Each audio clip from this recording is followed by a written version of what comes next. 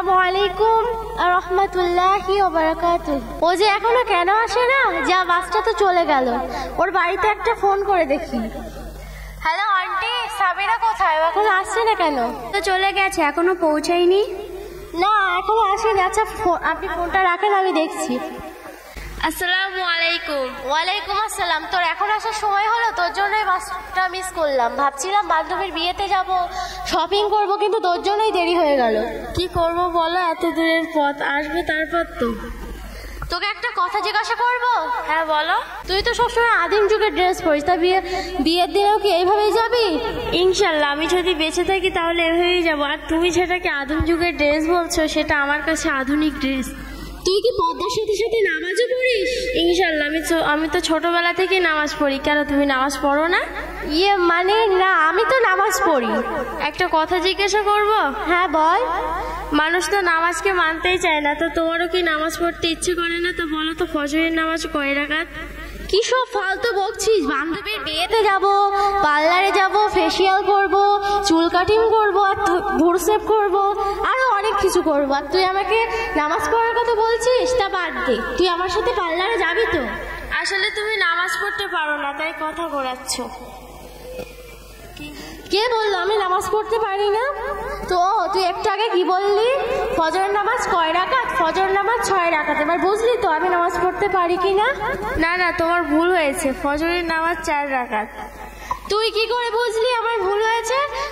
তোর সাথে ভুল বলাটা উচিত হয়নি। তুই তো নামাজের বিষয়ে সব জানিস, তা তোকে কিছু প্রশ্ন করতে চাই।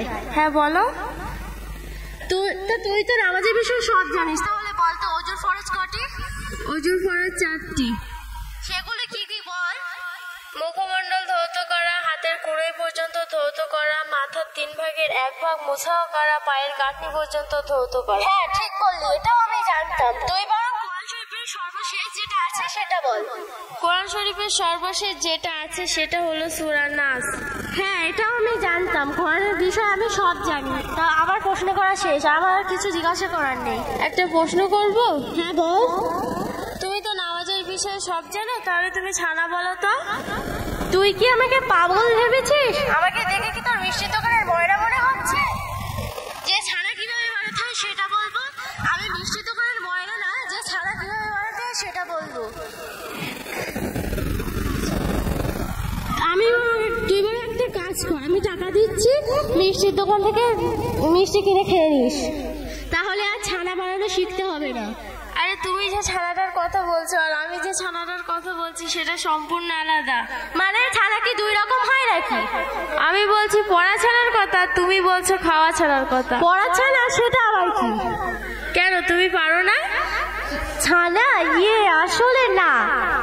হ্যাঁ আমি পারি। তাহলে বলো। আসলে ঠান্ডায় আমার মাথাটা বরফ হয়ে গেছে, প্রথমটা একটু বলে দে, তাই বলে এই না যে আমি পারি না, আমি পারবো। সুবহানাকা আল্লাহুম্মা। থাম, তোকে আর বলতে হবে না। সুবহানাকা আল্লাহুম্মা সানা আল্লাহ মানে সরি, আমার হবে না। তাহলে আমি বলি, তুমি শোনো। হ্যাঁ বল। সুবহানাকা আল্লাহুম্মা ওয়া বিহামদিকা ওয়া তাবারাকা ইসমুকা ওয়া তাআলা জাদ্দুকা ওয়া লা ইলাহা গায়রু।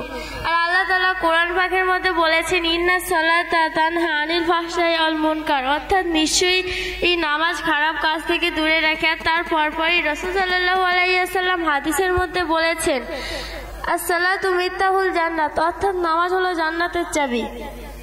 হ্যাঁ আমি আমার ভুল বুঝতে পেরেছি। আমার ইসলামের পথে যেতে গেলে কি কি করতে হবে? তোমার ইসলামের পথে যেতে গেলে নামাজ, রোজা ও পর্দা করতে হবে, আর আমাদের মক্তবে ভর্তি হতে হবে।